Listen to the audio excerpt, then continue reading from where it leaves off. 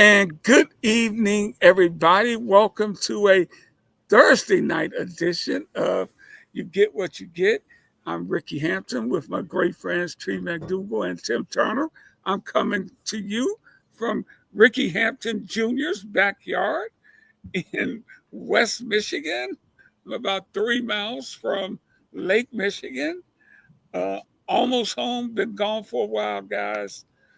But getting close, and anytime I'm with family, it's a pretty good deal. So hey, Welcome back. thank you. So in other Just words, you're doing granddaddy duty. I'm doing that granddaddy stuff, man, doing this Father Day stuff, but I can't wait to get back to Metro Detroit.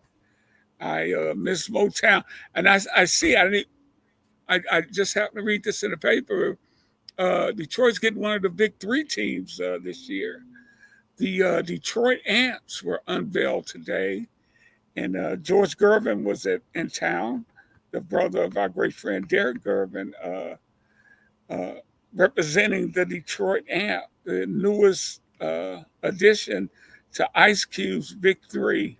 Oh And, yeah, and, and, and Ice Cube has done all right for a rapper from Compton, hasn't he? I'll yeah, say.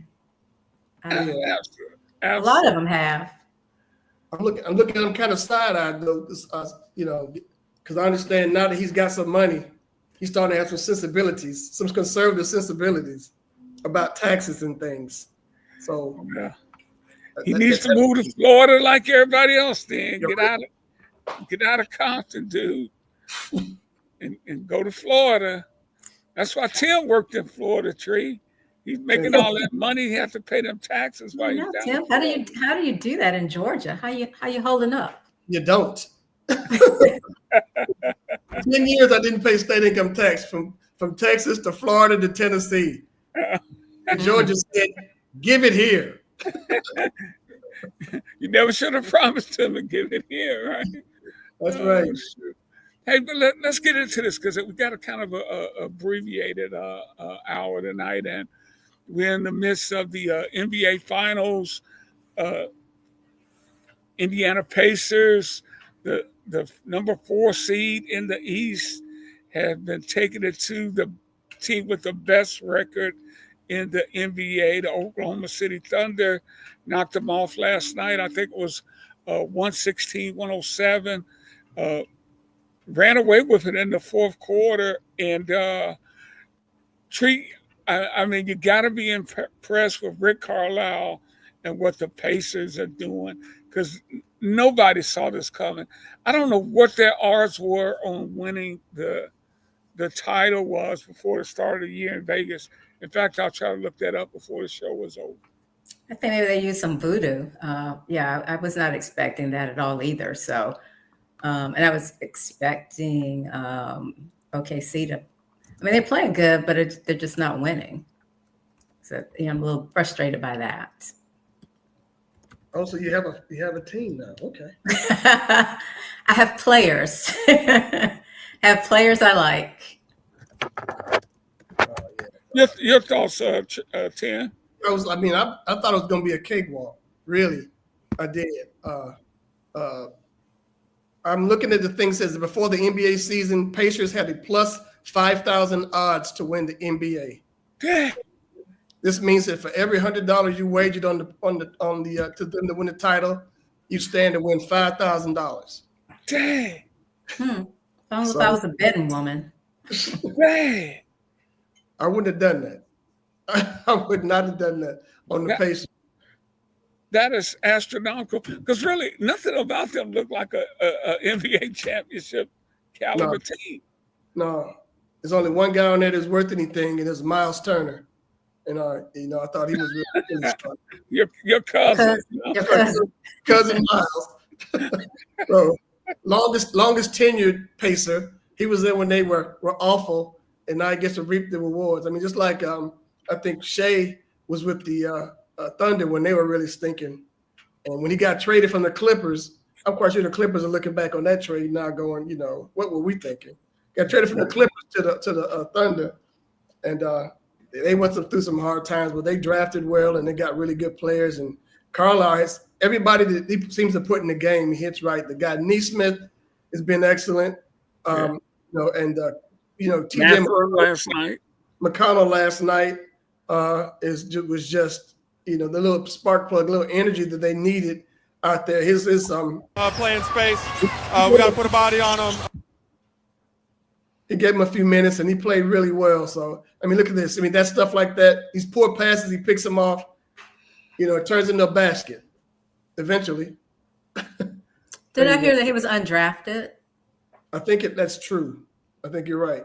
Yeah, I mean, in the words of Rock from Rudy, you're 5 foot nothing, 100 and nothing.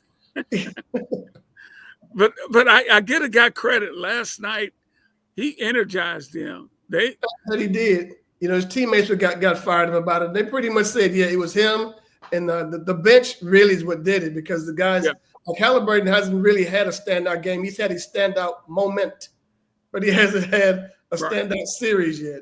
And the thing about it is that, and it shows you what kind of team they have, because he could have a bad night and yet they can still blow another team out. The Pacers have been putting the entire team plus Terry Crews and Reggie Miller out there on Shea, and the rest of the Thunder, they have not responded. So, you know, they've been doing some exotic defenses on him, and the other guys haven't picked it up. Yeah, and the guy we just saw there, Mathurin, has been he was tremendous last night. Oh yeah, I think 27 points off the bench for them. But hey, props to the Pacers, and hey, you know, I think it's been a entertaining series. I think a lot of people are disappointed. The ratings have been disappointing because people have been conditioned. They want to see the Lakers. They want to see, you know, the big names, Golden State, Durant, and these are good basketball teams that were better than all those big name guys.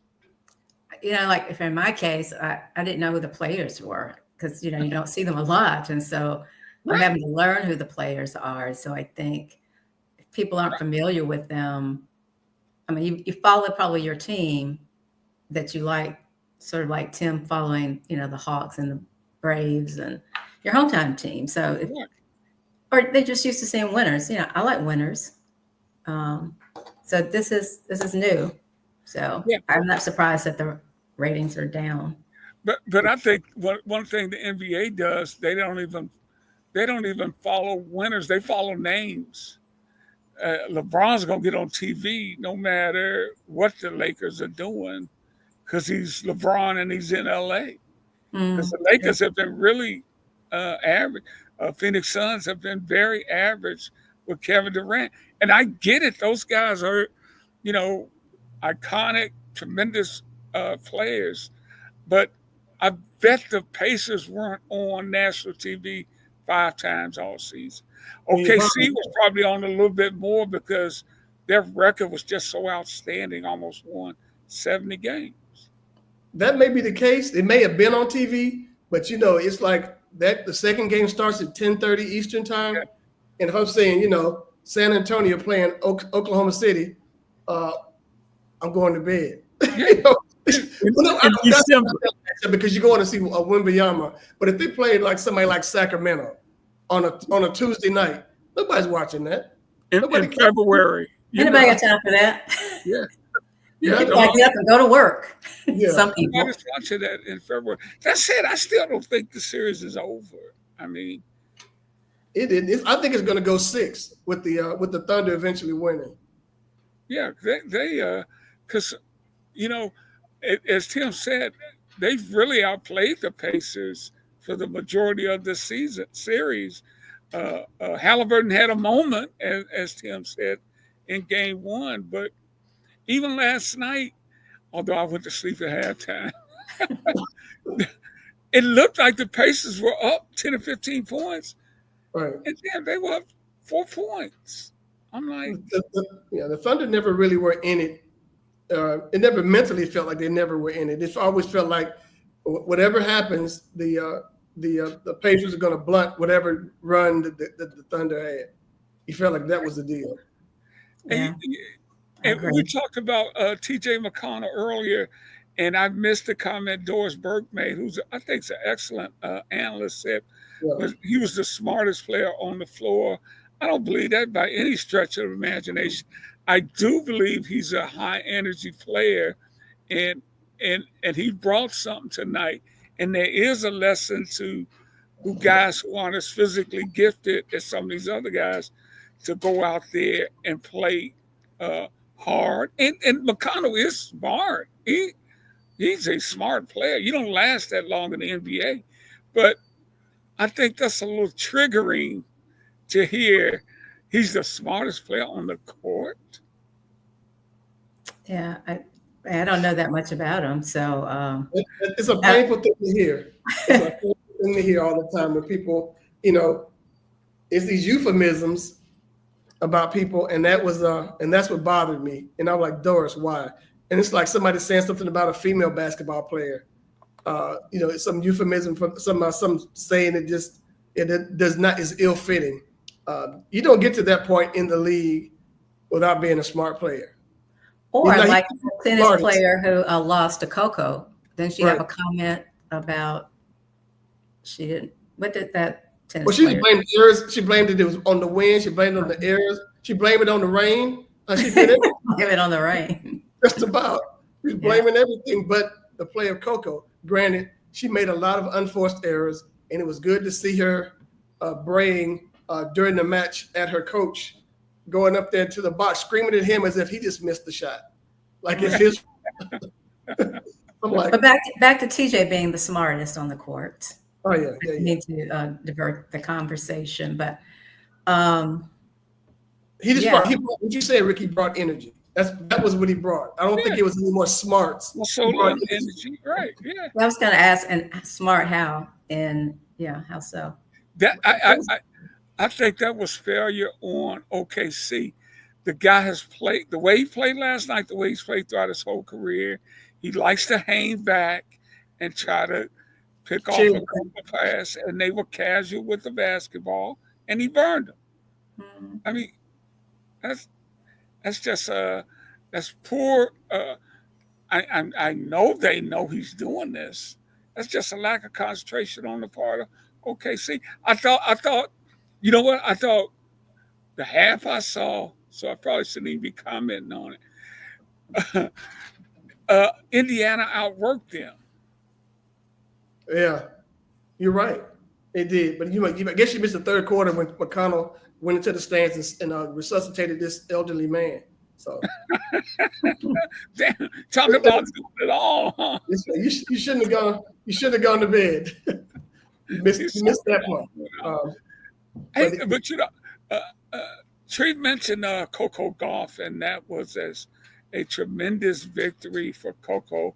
First American to win there in maybe since Serena. I think it's about 10 years, Maybe it's a decade. Since Serena. And I was texting with you guys at the beginning with it. She was getting run over in that first set. I'm like, is she going to even score a point in this thing? It was 40-0. I mean, I could have gone out there and done that. But she gathered herself and came back and put on a tremendous performance. That was the number one player in the sport that she beat Tree. Mm-hmm. And the young Sabalenka is a power player personified. And she took it too. I think I got, as we talk about it, I think I got some clips on it. But your thoughts on Coco getting her second Grand Slam. She's 21 years old. What a bright future she has in front of her. Everybody wants to try to claim her now because she used to live in Atlanta. I think she might be in Florida now, but people here finding somebody who's taught her how to, gave her first racket here in town, as if that had anything to do with what she did Saturday. Didn't you help her across the street once, Tim, when she was 12? I said, hold on, girl. I said, Coke, Hold She up, said, hold up, traffic. Coco. Coco's coming through. Well, you guys are so funny. I do. I think I got this. I want to play this little clip from her winning. I thought it was just wonderful to see. Uh, Here we go. Share this. Merci.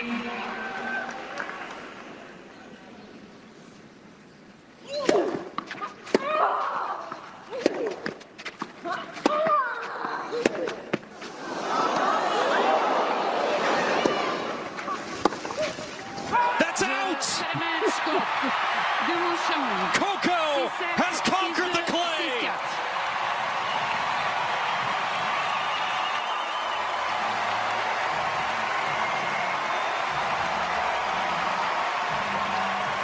For the first time in a decade, there's an American champion at Roland Garros.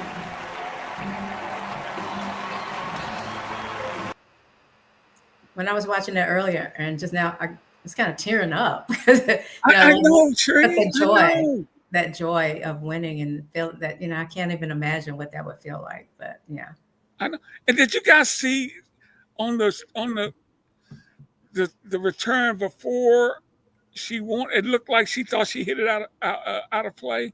I thought she did too. I thought she did too. Yeah. I thought so too. She got a break, huh? Sabalenka, she just missed. I guess it was the wind conditions. It was very windy for her. I don't think it was windy just for her. That's right. For her. I was looking when she went to the ground. I was like, man, that clay's not gonna come out those socks. That's what you were thinking. Yeah, that's what I was thinking. Man, that clay is just that's messed but up. Her dad was wiping her down when she went up in the stands. I don't know. Yeah. Spike was there to root her on, which was really cool. He probably said, "Hey, you've been in that clay. Don't touch my white outfit." You think? That's right. Don't do that. Don't do that. They were talking about, you said, like the TNT people weren't very, very sharp of the announcers, because I think they said her next match, her next play would be in the U.S. Open. And that's in August. It's in August, and in July there's a little tennis match in London. Oh, yeah. Called Wimbledon. Right. Nobody said that she was gonna skip that. But when they said, you see her at the U.S. Open. Okay, maybe that's because that was her first major. Maybe that's why they mentioned it, because they just kind of blew past July and what's going to be happening at the All England Tennis Club. So. And you know what else I liked about her, man? Just how poor she was, and the way she handled herself after the victory, giving her kudos to her opponent and everything. And she's telling the truth, because Sabalenka she's number one for a reason. Right. I just love everything about that young lady, and it's so good to have. It's just you were talking about tears, Tree. I was really close to that, to see someone who looks like me in sports like that. Same hairstyle. No, go ahead, Tim.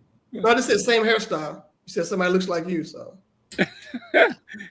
But even before we went on air, the U.S. Open started today, and currently there's one African American on the PGA Tour, Cameron Champ, maybe two. I don't know if Joseph Bramlett is out there now. And maybe because of the U.S. Open, there could be some amateurs, because the U.S. Open is an open event. People come from all over the world. So maybe a couple others are in the field. I doubt it very seriously. But I saw the leaderboard, and this guy by the name of J.J. Spahn was leading, and I'm like, I don't know who this dude is. And then I saw him, and I did like this. Wait a minute. Hold up. Wait a minute. Yeah. Wait a minute. He don't look like the rest of them dudes out there. And I wanted to know if he was a black man. I wanted to know his ethnicity. Am I wrong for that? I don't think it is. I think what you did is what most of us do any night at 11 o'clock when some heinous crime is committed in your town. Yep. Please don't let your brother. Lord have mercy. But this is in reverse. It was like, is he a brother? Is he? But they're like, yeah. That's true.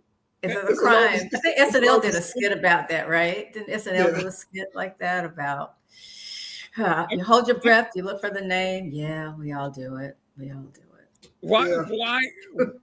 But why, guys?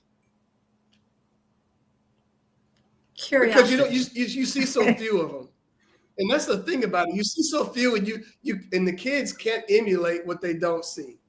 I'm quite sure Tiger's responsible for a lot of kids playing golf right now, and now that he's not out there, it's probably waned some. I bet Venus and Serena are responsible for Coco and Sloane Stevens and a whole cadre of folks in the what's it, Osaka? Is it Naomi? Naomi. Yeah. Naomi. They're responsible. Yeah, responsible for that rush of folks. Venus and Serena are responsible for that.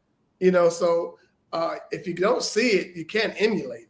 Look at all the NFL quarterbacks who saw Doug Williams and Warren Moon and Steve McNair and stuff like that. And these people are coming up. So you want to, and like what we're going to close the show with, I mean, baseball players. When you see outstanding baseball players and kids don't play it as much as they used to, but then there's some who are really excited about the game still. So you want to see some sort of representation. And sometimes you don't want to see it, right, Tim? On the news. Yeah, You don't want to see it on the news. Not that representation. It's like I don't want to see not nary a brother as a seat filler in DC on Saturday. I don't want to see anybody part of that. On what Saturday? Be a seat filler. They were paying people to fill seats along the parade route in DC. Oh, never mind. Okay. Yeah. Are you kidding me? No, sir. They want to make it with wherever the cameras are, they want folks to make it appear that there is a crowd there. They pretty much are not getting the response that they thought they'd have for this. I mean, wow, it's just unbelievable. But you want to be really busy Saturday. I'm gonna miss it. Yeah. Hey, rearranging the spices on the shelf on Saturday. I'm not going to see that. You're gonna be doing what? Rearranging the spice rack? Rearranging spices in the kitchen. Yeah. Okay. I'll miss it. Trying to make sure the cinnamon's next to the cumin. I gotta go feed the neighborhood cat. Absolutely. Yeah, Hey really. guys, and we had big news out of the NCAA. Oh yes. The other day. I'm just going to read the first graph of the story from Brandon Marcello. The NCAA's 119-year amateurism model died Friday with a judge's pen as the landmark House versus NCAA antitrust settlement received final approval, opened the door for millions of dollars to be shared between schools and players for the first time. Well, it's not the first time money's going to be shared from schools to players, but at least it'll be above the table. Yeah.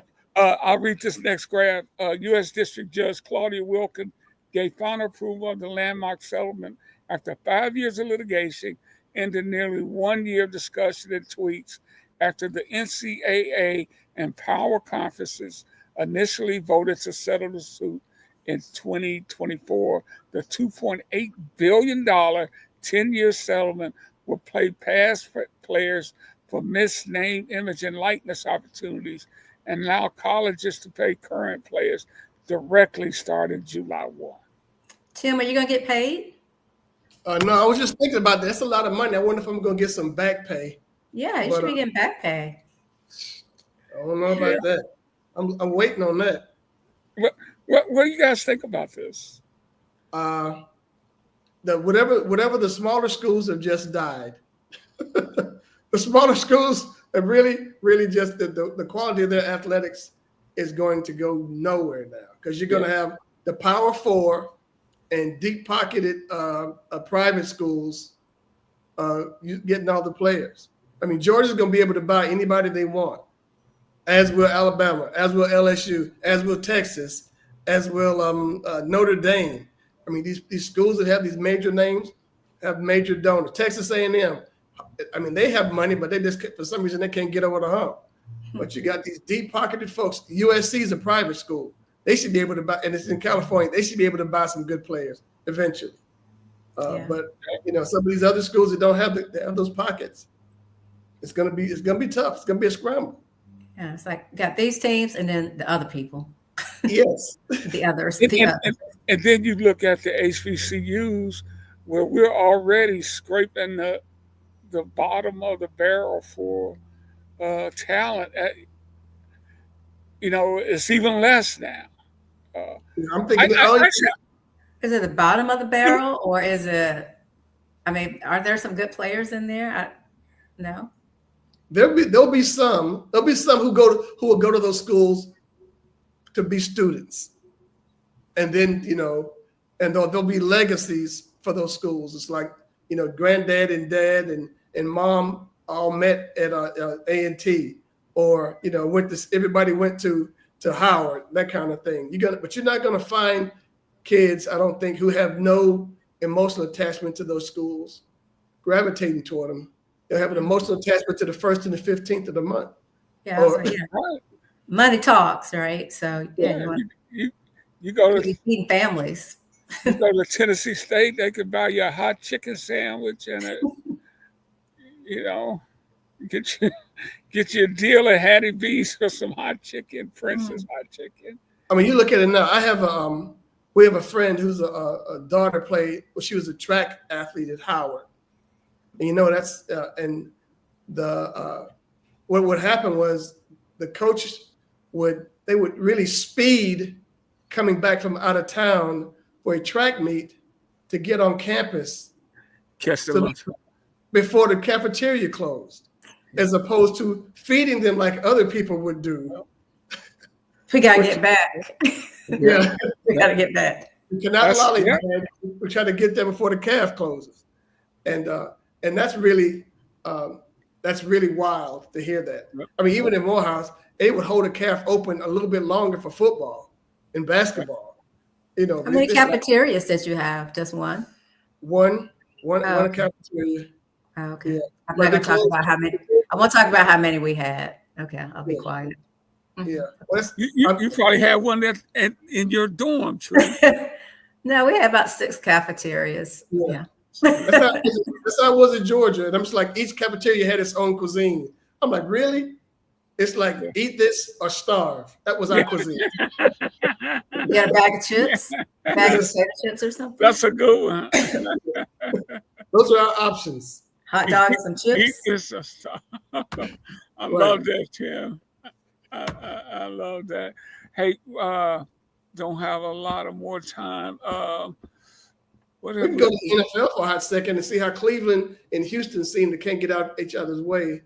I mean, it took Cleveland took Deshaun Watson, and they're not quite sure they hate that to the end of time now. And now they messed over. Nick Chubb. I saw this kid in a video about 3 weeks ago deadlift 600 pounds. His knees look like they're pretty healthy. So the idea that they let him go and he's going to go to the Texans and he's going to go play, I can see him coming back to bite them. And by helping the Texans make a deep run, they have two quality running backs in Mixon and Chubb now. And quarterback is outstanding. And they got, decent receivers. They don't have great receivers. And the defense is sound. You got a defensive coach, DeMarco Ryan, I think that's his name. So that just made the Texans the favorite to me to win that AFC Central. Because I don't think the Hunter's going to do that great over there in Jacksonville. And I'm not even worried about Indy. But it is interesting to hear how Jacksonville is planning to use Hunter. Right now, he when he practices with the defense, he goes to meet with the offense. when he practices with the offense, afterward he goes to meet with the defense. And the guy is obviously a tremendous talent. And I can't wait to see how they are going to spot him. But where would you play him? Offensive, defense? Where would you give him the majority of snaps? I saw some clips of him on defense in practice where he made freakish interceptions in front of grown men. So he's going to be really good on defense. Yeah. He's going to be a shutdown type guy. I don't know what he can do in offense because I saw him running on the field. It's like his legs look like, pipe cleaners, essentially. He's got really small legs, but he's a tough kid. Pipe Yeah, cleaners. I see him. When you get a guy like that on the defensive end, those are game-changing plays. Mm-hmm. When you can stop the other team, take the ball away from them, and set up your offense. So that's going to be interesting. But hey, I want to get to this story, guys. I mean, I think I texted you guys about it when I saw it. Let's see here. Took place in Philadelphia a couple of nights ago. Bases are loaded. And to me, it's the beauty of baseball. Let me see if I can find this.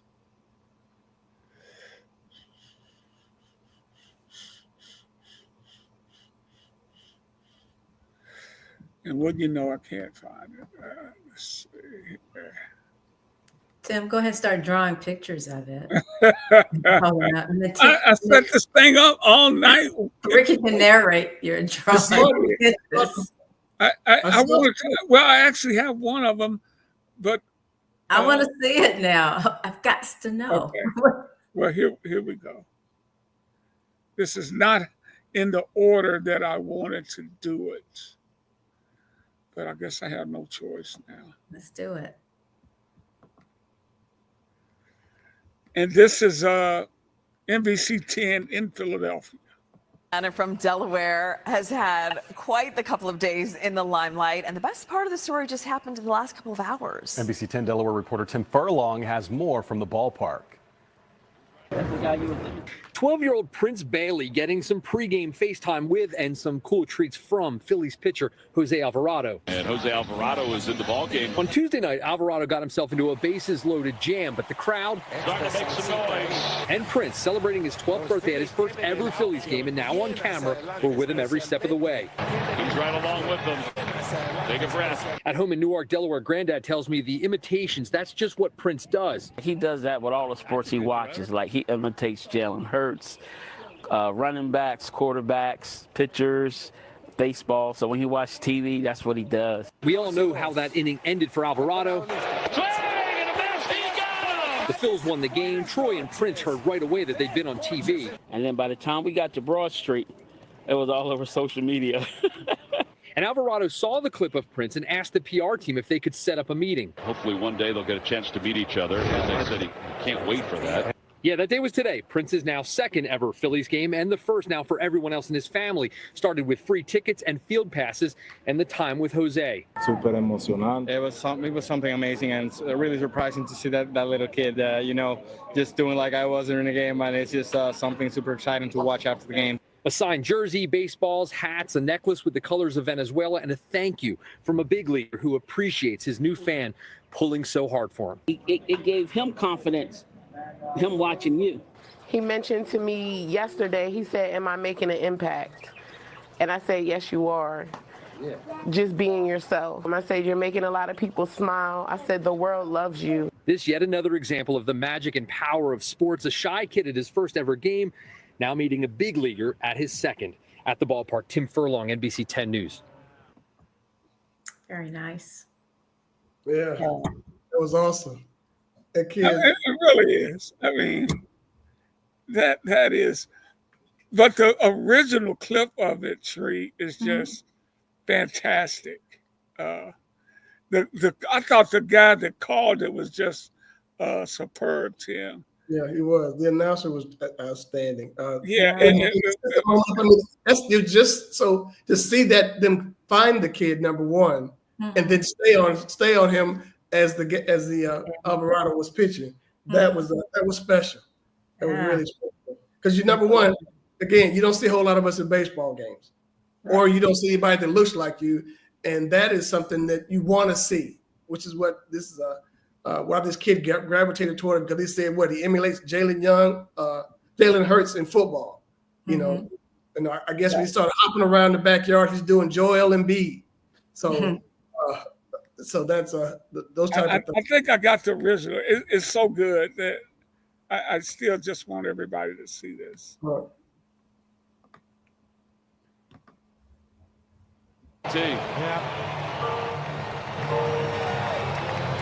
He's right along with them. Take a breath. Oh, wow.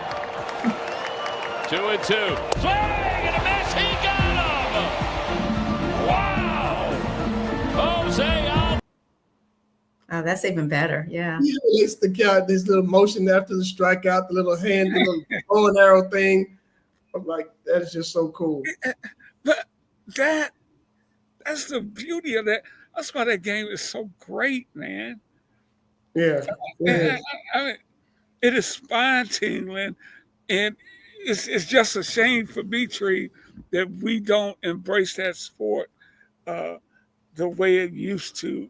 There was a time when in the Black community, baseball was the number one sport, and it should still be a sport that is high in our community, but for whatever reasons, and a lot of it's financial. I get that. It's not. What you need, a ball, a bat, and a glove. That's it. Well, it costs money. I know when I play in the neighborhood. If you're just playing in your neighborhood, what else? In your neighborhood, yeah. But if you're playing with teams, when I was in high school, it cost us. Maybe I didn't know the expense. My parents didn't tell me, but it didn't cost us anything to play high school baseball.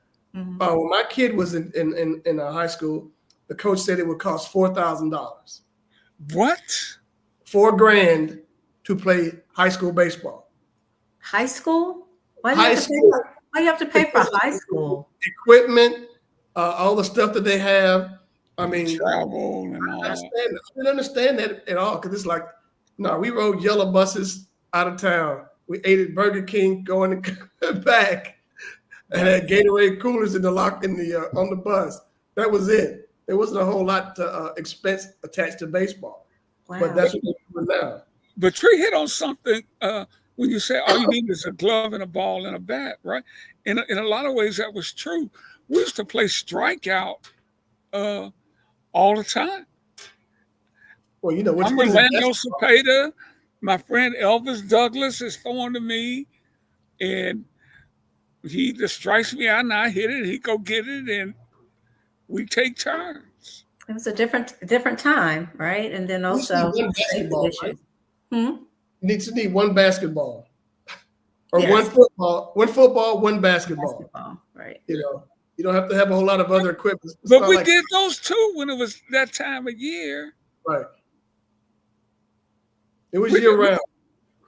Yeah, but we did. There was no video games back then either. So it wasn't the last time you saw a kid in the street. That's true. Only I had a basketball hoop. I could have been somebody. Yeah. A lot of kids are hoping to be somebody, but that's a big jump. But hey, man, one more thing. Don't you can't just blow past the biggest loser last night. Who's that? Jay-Z. Oh. Yeah. You mean his pocket change? Yeah. Yeah. Yeah. Jay-Z bet $1 million. He was so confident in the Thunder winning last night. I thought they were going to win last night too, but definitely didn't throw down $1 million like Jay-Z. That he put $1 million down for them to bring home the victory, and Jay-Z took that L. 20, right. But when you win 25 Grammys probably sell what 4 times that many albums. Yeah, I think he'll be all right. He'll be fine. They say Jay-Z has a net worth of $2.5 billion. Yeah, he'd be all right. He'll be all right. He'd be all right. Yeah. Hey, He's got speaking of generational wealth. losers, Tim, What? Losers? Aaron Rodgers signed with the Steelers. Oh. okay. Congratulations. He'll be, as it is now, he still is the worst Mr. Rogers in Pittsburgh. Because the other Mr. Rogers, that's his hometown, and he runs things. There's a I was in Pittsburgh a couple of years ago, and mere feet from the steps of Heinz Stadium, just at where the Allegheny, the Ohio, and the Monongahela meet right there. Those 3 rivers. There's a huge statue of Fred Rogers. Wow. So this man is just sullying the area. Aaron Rodgers, so he's still in the shadow of the man in the sweater. and forever shall be.